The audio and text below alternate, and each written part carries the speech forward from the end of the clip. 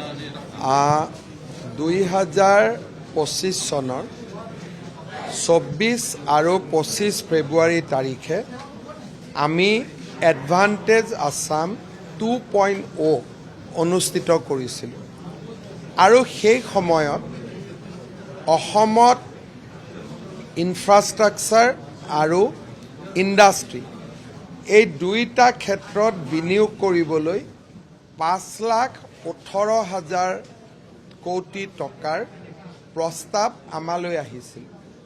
কিন্তু সেই প্ৰস্তাৱসমূহক আমি একচুৱেল ইনভেষ্টমেণ্টলৈকে কনভাৰ্ট কৰাটো আমাৰ বাবে প্ৰত্যাহ্বান আছিল।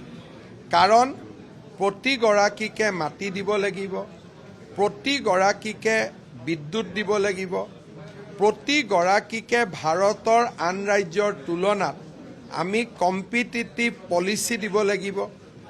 এই গোটেই প্ৰত্যাহ্বানবিলাক পাৰ কৰি আজি আমি 3 লাখ কোটি টকাৰ ইনভেষ্টমেণ্ট গ্ৰাউণ্ডলৈকে আনিবলৈ সক্ষম হৈছোঁ।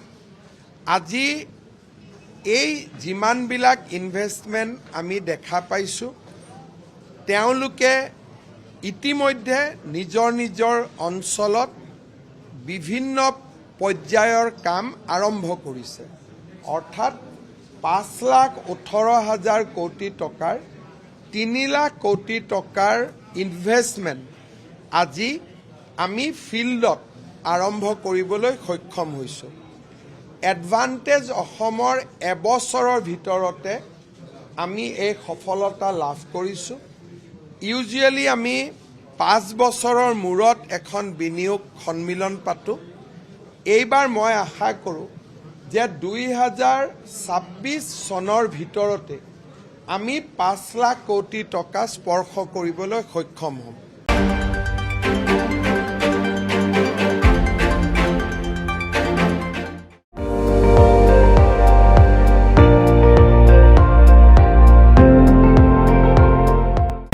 আপুনি চাই আছে ND24, সৰ্বশ্ৰেষ্ঠ নহয় সৰ্বোত্তমৰ দৌৰত।